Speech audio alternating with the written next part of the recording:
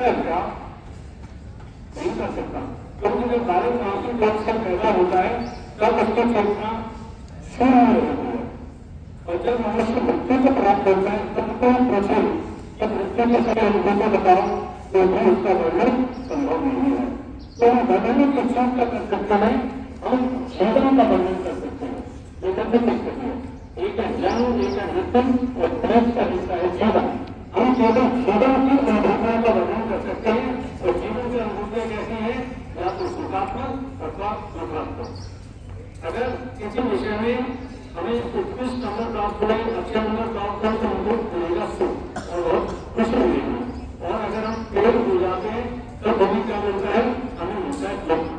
तो जीवन में हम दो चीजों में होते रहते हैं, एक सुख और एक दुख। अब एक प्रश्न हमें आता है कि क्या सुख और दुख के अलावा कोई दूसरी चीजें मनुष्य को मिल सकती है क्या? आपको तो कोई बता सकता है कि सुख और दुख के अलावा दूसरी चीज हमें कर मिल सकती है, दूसरी अनुभूति क्या मिल सकता है, इसके बारे में हम बात करने के लिए। एक है सुख, एक है दुख, दूसरी चीज क्या हो सकती है हमें? दोनों यहाँ पर करके बताएं। इसकी अनुभूति है मानव की अनुभूति, जो मनुष्य को आत्मा की जागृति के बाद प्राप्त होती है। अगर हम शरीर को देखें तो नींद की अवधि यहीं पर खत्म होती है। नींद की अवधि के हृदय शरीर पर एक प्रेरणा गोल है, एक प्रेरणा का अस्थिर पवित्र अस्थिर, जिसके अंदर कुंडली का निवास है। ये प्रेरणा कहाँ से है? जब माता पेट में डालता है तब तक उनका प्राण चलता नहीं होती, यह होने के बाद सबसे पहले हृदय हो सकता है, सबसे पहले हृदय में आत्मा बैठती आकर, और जो आत्मा की जो श्रेष्ठ ऊर्जा है अंग प्रत्यंग कर नींद की अनुभूति नीचे आकर एक त्रिकोणाकार अस्थि में बैठ जाती है, सारे तीन बने हैं जैसे एक सांस का बच्चा बैठता है। और बालक जब 9 महीने के बाद धरती पर जन्म लेता है तब आपने देखा होगा उसके सिर में जो तारू भाग है, जो ब्रह्म का हिस्सा काफी नरम होता है। तो बालक जैसे जैसे बड़ा होता जाता है उसमें अहंकार प्रति अहंकार का भाव विकसित होने के साथ साथ फिर धीरा धीरा का भाव आता है, और ये हिस्सा हमारा भाग हो जाता है और आत्मा शरीर के अंदर बंद हो जाता है। अब अगर इस आत्मा को दोबारा से वो दरवाजा खुल जाए तो फिर आत्मा बाहर आ जाएगी, और फिर से हम चराचर में जो ब्रह्म शक्ति है उससे हमारा कनेक्शन हो जाएगा। भारत इस चीज के लिए जाना जाता था। भारत की योग विद्या विभक्त हो गई थी, अष्टांग योग की विद्या, जिसमें 8 आयाम थे, यम, नियम, आसन, प्राणायाम, प्रत्याहार, ध्यान, धारणा और समाधि। अब विद्यालयों में केवल या तो प्राणायाम कराते हैं या केवल आसन करवाते हैं, जबकि योग के 8 आयाम हैं। हम बात करने आए हैं ध्यान के बारे में और धारणा के बारे में और समाधि के बारे में। ध्यान, धारणा, समाधि, समाधि मानी समाधान, और समाधान तब होता है जब योग चित्त वृत्ति निरोध, जब योग का अभिप्राय कि अर्थ में चित्त की चंचलता है, जो मन की चंचलता है, जब विचार खो जाएंगे तब एक नई चेतना का उदय होगा, एक नई अनुभव होगी। चेतना की 3 अवस्थाएं अभी हमें प्राप्त हैं, और ये 3 अवस्थाएं कौन सी साथ?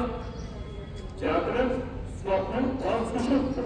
यानी कि या तो हम जाग रहे हैं, या हम सपना देख रहे हैं, या हम सो रहे हैं।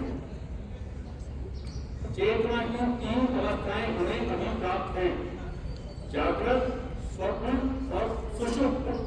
अब एक अवस्था और है जो हमें अभी मिल सकती है, और योग शास्त्र में उस चौथी अवस्था का नाम है सूर्योदय अवस्था, जब आत्मा का परमात्मा से मिलन होता है।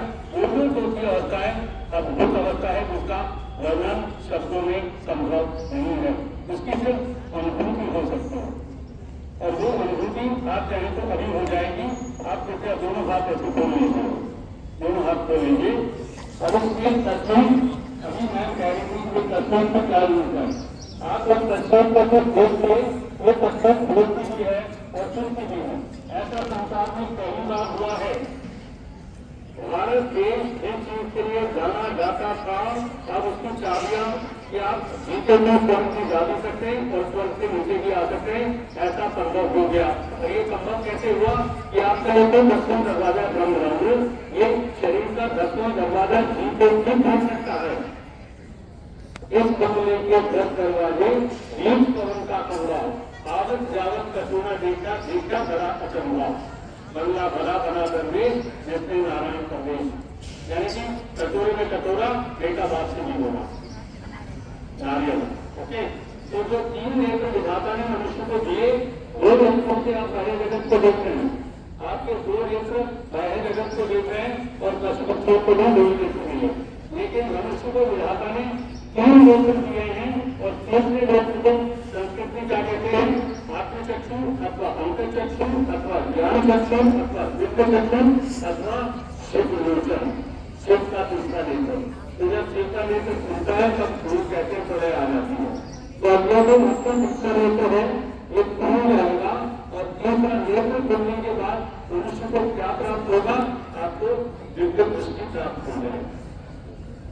ये कुंडलियां ये 7 चक्रों का भेदन करके आपके चक्रों से बाहर आ जाएगी और आपको एक बहुत सुंदर स्थिति प्राप्त होगी, जिसको अनंत स्थिति कहते हैं।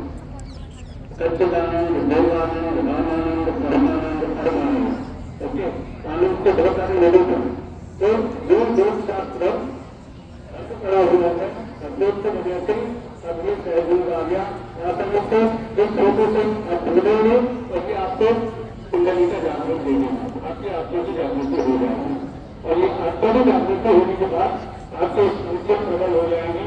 जो पढ़ाई आप कर रहे हो, जिन विषयों पर आपको अच्छा नंबर नहीं आए, आप उससे प्रवीण हो जाएंगे, कुशाग्र हो जाएंगे और आपकी स्मरण शक्ति प्रबल हो जाएगी।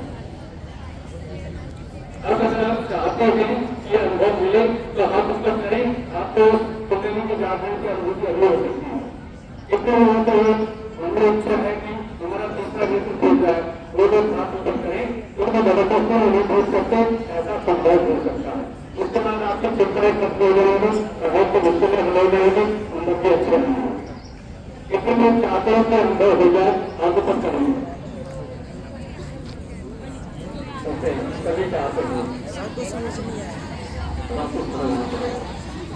अब देखो एक